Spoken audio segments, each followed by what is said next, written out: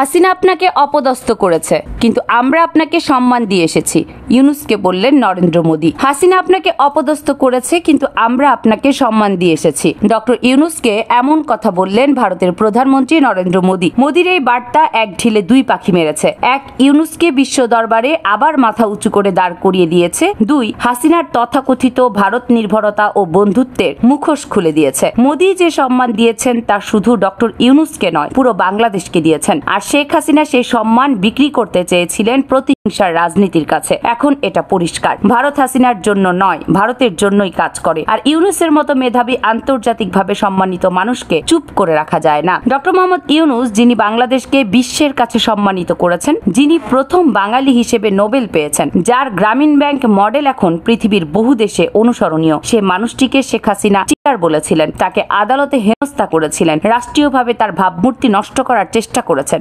এমনই এক সময়ে হাসিনা বলেছিলেন তাকে পদ্মা সেতু থেকে ফেলে দেই। এতটাই বিদ্বেষ, এতটাই প্রতিহিংসা নিয়ে একটা নোবেল জয়ী নাগরিককে দমিয়ে রাখার চেষ্টা চালানো হয়েছে। কিন্তু ইতিহাস বদলায়, বদলায় ভূ রাজনীতি। আজ ডক্টর মোহাম্মদ ইউনূস যেখানে সম্মানিত হচ্ছেন আন্তর্জাতিক পরিসরে, সেখানে হাসিনা লুকিয়ে বেড়াচ্ছেন ভিন দেশের আশ্রয়ে। এদিকে সেই বৈঠক নিয়ে প্রধান উপদেষ্টা প্রেস সচিব জানান, দ্বিপাক্ষিক বৈঠকে ভারতের প্রধানমন্ত্রী নরেন্দ্র মোদী অধ্যাপক মোহাম্মদ ইউনূসের প্রতি অত্যন্ত শ্রদ্ধাশীল ছিলেন। তিনি তার কাজের কথা বলেছেন। শেখ হাসিনার সাথে ভারতের সুসম্পর্ক থাকাকালীন বৈঠকে তিনি একটি কথা বলেছিলেন, আমরা আপনার প্রতি তার অসম্মানজনক আচরণ দেখেছি, কিন্তু আমরা আপনাকে সম্মান ও শ্রদ্ধা জানিয়েছি। আর যখন অধ্যাপক ডক্টর ইউনূস শেখ হাসিনার প্রত্যর্পণের বিষয়টি উত্থাপন করেন, তখন প্রতিক্রিয়া নেতিবাচক ছিল না। আমরা নিশ্চিত যে হাসিনাকে একদিন ঢাকায় প্রত্যর্পণ করা হবে এবং আমরা শতাব্দীর বিচার দেখব। এছাড়া এটা বেশ স্পষ্ট ছিল যে ভারত বাংলাদেশের সঙ্গে তার সম্পর্কের ক্ষেত্রে একটি নতুন দিক নির্দেশনা তৈরি করতে চায়।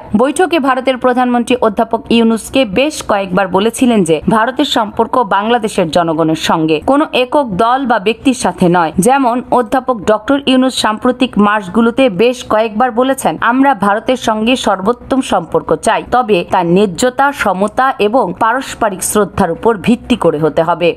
কামরুন নাহার রাখি, কেএনআর মিডিয়া।